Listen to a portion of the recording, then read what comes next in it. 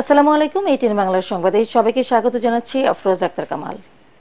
গেল এক সপ্তাহের অস্থিরতা কাটিয়ে আজ খুলেছে সাভার, আশুলিয়া ও ধামরাইয়ের সকল তৈরি পোশাক কারখানা। বৃষ্টির মধ্যে শ্রমিকদের কারখানাগুলোতে প্রবেশ করতে দেখা গেছে। কারখানাগুলোর সামনে পুলিশ ও সেনাবাহিনী টহল দিচ্ছে। এখন পর্যন্ত সবগুলোতেই উৎপাদন চলমান রয়েছে। ইন্ডাস্ট্রিয়াল পুলিশ জানায় ৪-৫টি কারখানা বন্ধ রয়েছে। বাকি ১৮০০-র অধিক শিল্প কারখানা স্বাভাবিকভাবে চলছে। ছাত্র জনতার আন্দোলনের স্মৃতি হিসেবে গণভবনকে জুলাই অভ্যুত্থানের স্মৃতি জাদুঘরে রূপান্তরিত করা হবে বলে জানিয়েছেন ডাক ও টেলিযোগাযোগ ও আইসিটি উপদেষ্টা নাহিদ ইসলাম। সাবেক প্রধানমন্ত্রী সরকারি বাসভবনটি জাদুঘরে রূপান্তরের লক্ষ্যে প্রাথমিক পরিদর্শন শেষে তিনি একথা জানান।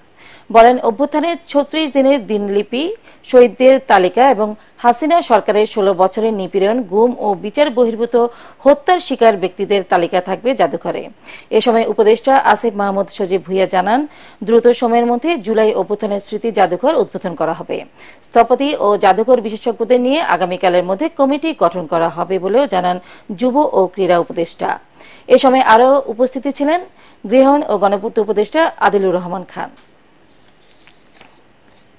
স্বৈরাচারী, ফ্যাসিস্ট, খুনি রাষ্ট্রনায়কদের আসলে কি পরিণত হয় এবং জনগণই যে আসল মালিকানার এবং ক্ষমতার মালিক, সেই বিষয়টিকে একটি নিদর্শন হিসেবে পুরো পৃথিবীর বুকে রাখার জন্যই আমরা এই গণভবনটিকে জুলাই গণঅভ্যুত্থানের স্মৃতি জাদুঘরে পরিণত করার সিদ্ধান্ত নিয়েছি সরকারের পক্ষ থেকে।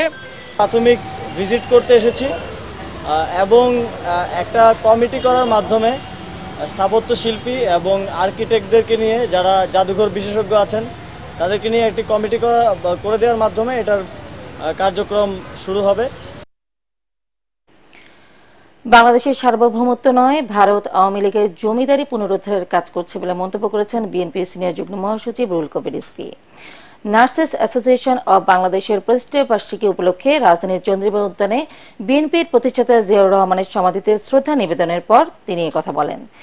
বাংলাদেশ নিয়ে ভারতের প্রতিরক্ষা মন্ত্রীর বক্তব্য উদ্বেগজনক দাবি করেন রিজভী। এ সময় তিনি বলেন, ২০০৯ সালে পিলখানা হত্যাকাণ্ডের প্রকৃত রহস্য উন্মোচিত হতে শুরু করেছে। এ ঘটনায় বিদেশি হস্তক্ষেপ ছিল না, তা পুনর্তদন্তে বেরিয়ে আসবে। পিলখানা হত্যাকাণ্ডের মতো ঘটনা, এইটা নিয়ে সংশয় দীর্ঘদিনের, এটা কারা ঘটিয়েছে? আজকে কিন্তু প্যান্ডোরার বাক্স খুলতে শুরু করেছে। এটা যদি আবারও সুষ্ঠু তদন্ত করা হয় তাহলে অনেক নতুন জিনিস বেরিয়ে আসবে। বাংলাদেশের জনগণ, বাংলাদেশের স্বাধীনতা, বাংলাদেশের সার্বভৌমত্ব আপনাদের কাছে তো মোটেই নিরাপদ নয়। আপনাদের কাছে শুধু একজন মাত্র ব্যক্তি নিরাপদ, তিনি শেখ হাসিনা। আমরা যেমন ভারতের স্বাধীনতা সার্বভৌমত্বকে শ্রদ্ধা করি, ভারতেরও উচিত হবে বাংলাদেশের স্বাধীনতা সার্বভৌমত্বকে শ্রদ্ধা করা। সিরাজগঞ্জের বঙ্গবন্ধু সেতুতে বাস ট্রাক সংঘর্ষে ৩ জন নিহত, ৮ জন আহত হয়েছেন। আজ ভোরে এই দুর্ঘটনা ঘটে।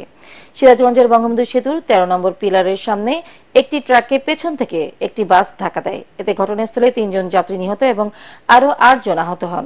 পুলিশ হতাহতদের উদ্ধার করেছে। আহতদের সিরাজগঞ্জ জেনারেল হাসপাতালে ভর্তি করা হয়েছে। বাসের যাত্রীরা সবাই সিরাজগঞ্জের বাসিন্দা। এদিকে দুর্ঘটনার পর ক্ষতিগ্রস্ত বাসটি সরিয়ে ফেলায় সেতুতে যান চলাচল স্বাভাবিক রয়েছে। বঙ্গবন্ধু সেতু পশ্চিম থানা পুলিশ জানায়, ভোর সোয়া ৫টার দিকে সিরাজগঞ্জ এক্সপ্রেস বাসটি ঢাকা যাবার পথে ওভারটেকিং করতে গিয়ে সামনে থাকা একটি চলন্ত ট্রাককে ধাক্কা দেয়। এতে এ দুর্ঘটনা ঘটে। পরবর্তী সংবাদ দেখার আমন্ত্রণ জানিয়ে এখনকার মতো শেষ করছি। এটিএন বাংলা সংবাদ ইউটিউবে দেখতে ব্রাউজ করুন YouTube/ATN Bangla News। ধন্যবাদ সবাইকে।